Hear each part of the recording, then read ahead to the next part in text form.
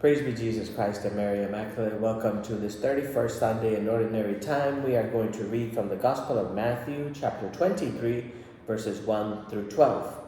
Unlike the preceding Gospels, where Jesus was actually talking to the Pharisees, the Sadducees, the elders of the people, to the religious leaders of his time, Jesus now turns his attention to his community. And he's speaking to the crowds and to his disciples, the Gospel says.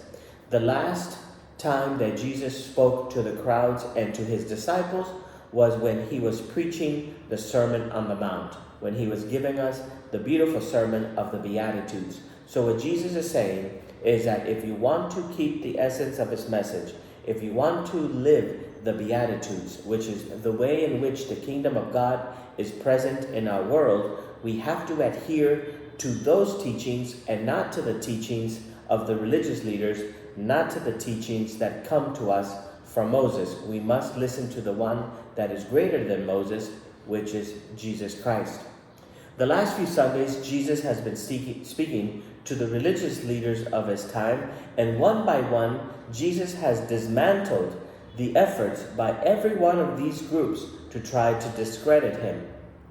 He has dismantled the arguments of the Pharisees, the Sadducees, and the elders.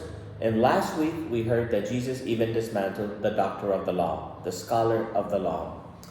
And this Sunday's gospel follows the three big confrontations between Jesus and the different religious leaders of his time. They all tried to get him with a trick question. They all tried to get him to get a soundbite, and they asked these controversial questions. Happens today too. When reporters or other people want to catch a religious leader or a member of the clergy, they always ask those difficult, controversial questions.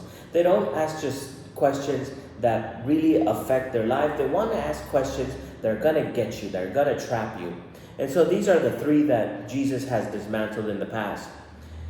Is it lawful to pay taxes to Caesar? This question was presented to Jesus by the Pharisees and the Herodians. You see that in chapter 22. The second one, in the resurrection, whose wife will she be? This was presented to Jesus by the Sadducees in verse 27 of the same chapter 22. And last week, which commandment is the greatest? Presented to Jesus by the doctor of the law, the scribe. So the scribes, and Jesus says in the gospel today, the scribes and the Pharisees have taken their seat in the chair of Moses. What is the chair of Moses? The chair of Moses was not a physical place in a synagogue or anywhere, but it was a place that Moses himself said that God would have provided a Messiah. God was going to provide a prophet. God was going to provide a prophet that was going to lead the people, and that prophet was going to sit in the seat of Moses. And while that prophet never arrived, many scribes, Pharisees, teachers, many rabbis thought that they had a right to sit in the chair of Moses. And this is why Jesus today say the scribes and the Pharisees for sure have taken their seat in the chair of Moses, even if they're not the one that were going to do it. And sitting is the normal position of the teacher during Jesus' time. Even Jesus sits when he teaches his people, which means that they teach with a certain authority.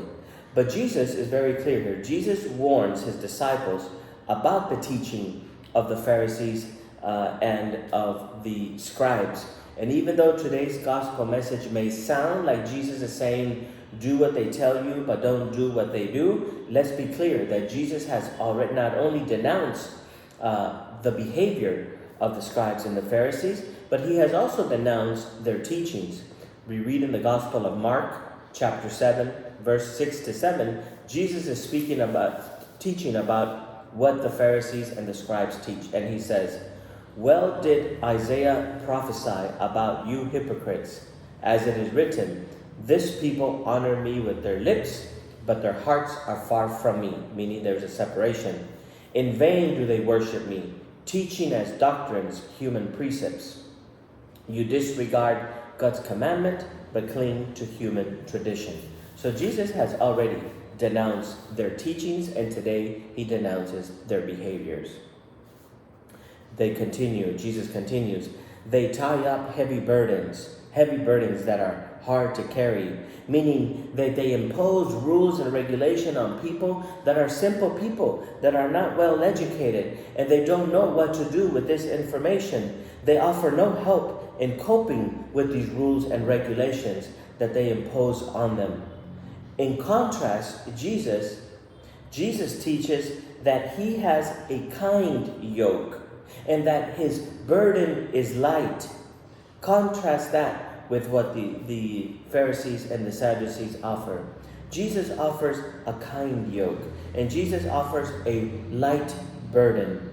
Jesus offers already tired people rest from their burdens. We read that in chapter 11, verses 28 to 30. Come to me, those of you who are wearied and are burdened, and I will give you rest. Jesus is clear in teaching us not to expect from others what they cannot give. And this is the message for today's Sunday's Gospel. Don't expect from others what they cannot give. Do not expect from others what we ourselves are not willing to do. Our credibility depends on how our actions meet our words. Our credibility depends on how we act in order to help people carry their burdens, and how we can help free them from their heavy loads that they carry both emotionally and physically many times.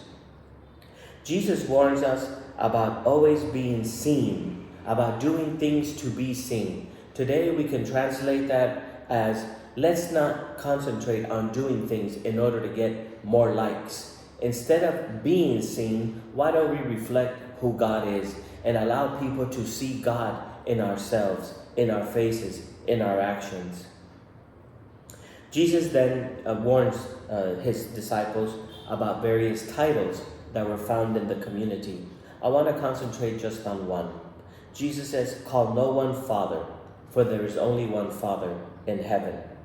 Because Father is not only the one who generates life, the Father is the one who generates faith, the one who generates values, morals, the one who generates and gives life to love of God. And that is what we ought to do, my friends. Father is the one who generates true relationship with God. And until we ourselves are convinced of this truth, we should not consider ourselves teachers, rabbis, or fathers.